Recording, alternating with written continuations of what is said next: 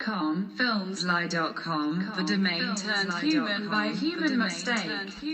Filmslie.com is a totally passport possessing Cause I'm Filmslie, I'm the real Cause I'm Filmslie, I'm the real Filmslie.com is just imitating. Hey, Bill, you got any tobacco anywhere? No, I don't smoke. You got any extra tobacco?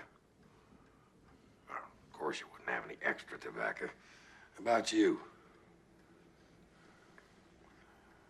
Shit, you ain't even old enough to smoke. Do you have tobacco? We sure don't.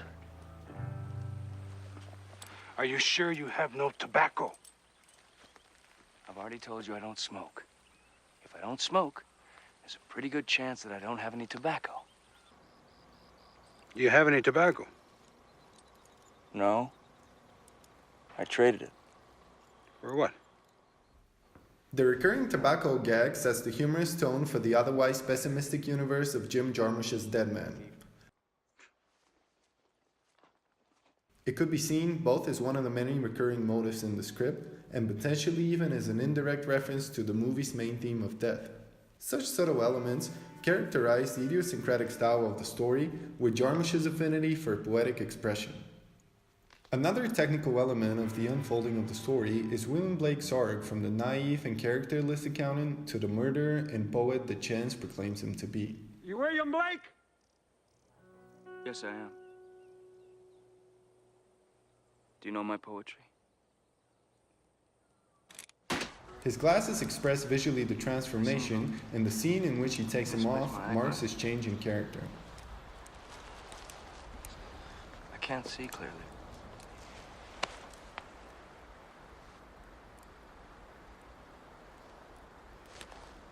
Perhaps you will see more clearly without them.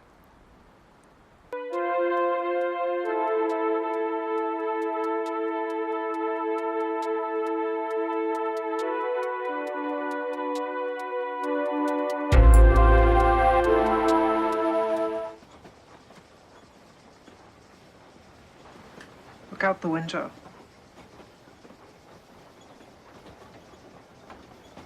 And doesn't it remind you of when you were in the boat? And then later that night you were lying, looking up at the ceiling, and the water in your head was not dissimilar from the landscape. And you think to yourself, why is it that the landscape is moving, but the boat is still? And also, where is it that you're from? The film's beginning and end put the compositional frame for William Blake's doomed existence. The stranger, referencing the boat-turned coffin at the end of Blake's journey, sets the boundaries of the predetermined path. Blake is a character in a hostile, indifferent, and chaotic world of chance where tobacco and death are the main commodities. The film seems to show no correlation between moral choices and survival. The story's characters do not die because of their actions, but simply because of chance and the absurdity of the circumstances.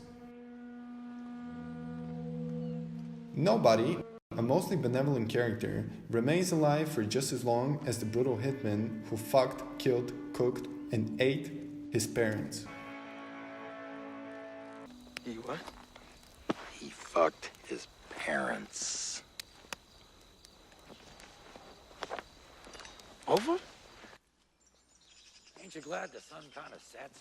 Prepares you like?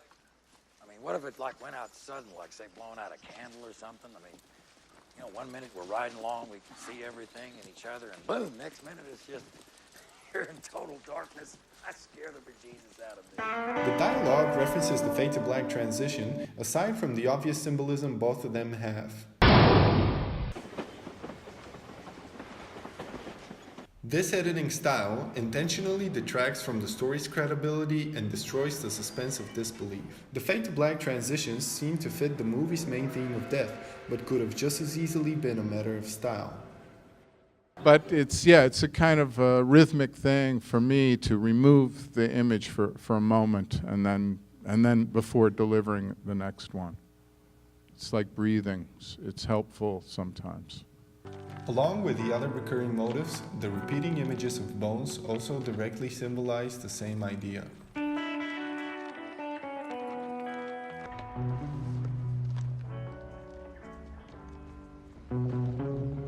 It is perhaps most obviously expressed in the peyote scene, but it's present all throughout and since the beginning of the film.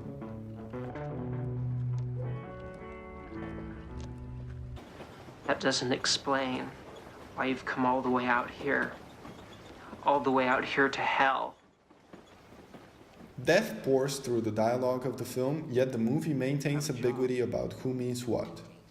What if they kill me? Nobody will observe.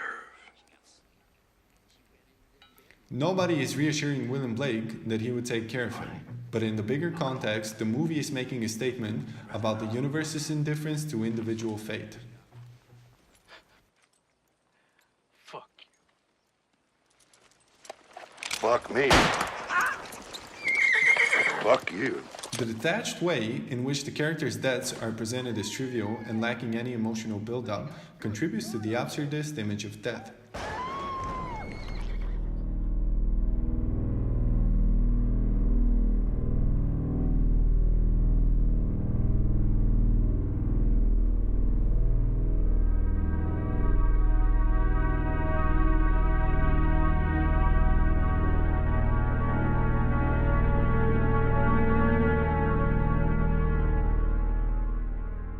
Aside from preoccupation with death, Dead Man's world is governed by chance and moral relativity. The characters do not seem to directly control their own or anyone else's fate, but are rather the passive victims of accidents. This is stylized to absurdist levels during the shootout scenes. Most of the bullets don't reach their intended destination in a series of improbabilities, which destroy the suspense of disbelief. This is complete fabrication. That's one of the methods the film uses to prevent the audience's attachment to the characters in the story. Typically, cinema aims to immerse the audience in the action and depict a plausible world. What? While Dead Man uses the action scenes to emotionally distance the audience and call attention to its own artifice.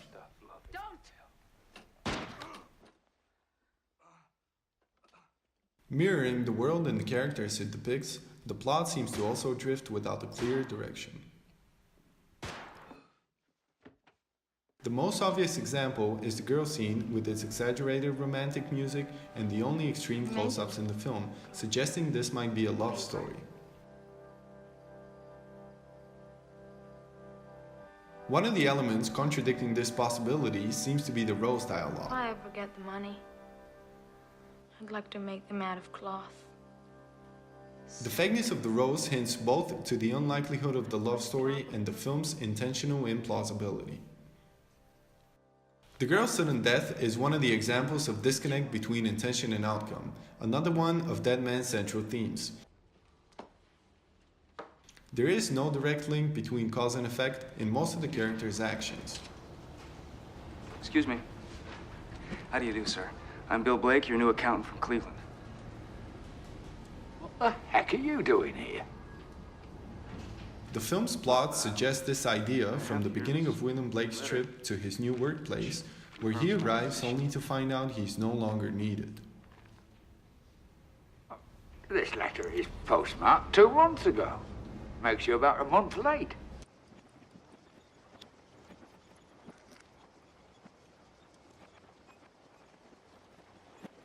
If Dead Man is an ironic take on the Western genre, William Blake and Nobody's Travels Together could be seen as the ironic version of a spiritual journey. Being left alone, William Blake then encounters Nobody by complete coincidence. Not recognizing him at first, he takes the default approach of hostility and almost kills him. Fortune counteracts actions and intentions in order to bring the characters back together. Chance, as the ultimate master of all events, appears not just in the plot, but is also referenced in the dialogue. Who are you traveling with? Nobody. Where you headed?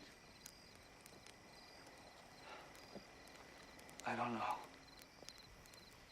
Being lost, literally and metaphorically, William Blake is an accountant, killer, poet, and a dead man all at once. You know, I've had it up to here with this Indian malarkey. I haven't understood a single word you've said since I met you. Not one single word. His lack of direction and personality leads him on a reluctant journey of transformation, which remains outside of his understanding and control. Starting as a meek and passive character, William Blake gradually takes on the personalities that the wanted poster and nobody present him as. You were a poet and a painter.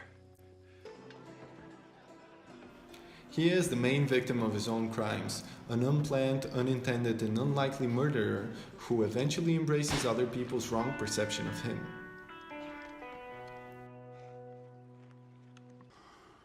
The gutless murderer, one Mr. Bill Blake, also shot to death Miss Thel Russell, the fiancée of my beloved son. It is an allegory about the lack of freedom of will and the insignificance of personal decisions in the development of a character, which is almost entirely shaped by circumstance and society.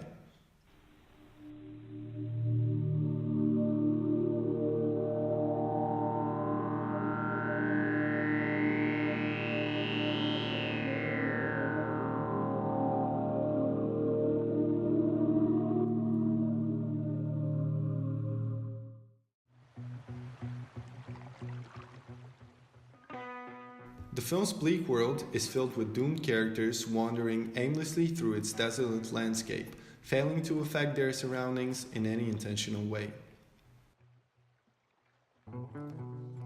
Their lack of significance distances them from the audience and prevents emotional attachment, but they seem to be unaware of their inconsequential existence. Regardless good or bad, everyone has a name that mostly remains out of reach. The story's natural selection is above all driven by chance. Thank you very much, sir. Accountants are killers, nobody manages to escape the ubiquity of death. Filmsly.com miền đã biến con người thành một sai lầm của con người. Filmsly.com là một hộ chiếu hoàn toàn có dấu .com. Cause I am Filmly. Tôi là .com thực sự tất cả các bạn Filmly.com chỉ bắt chước.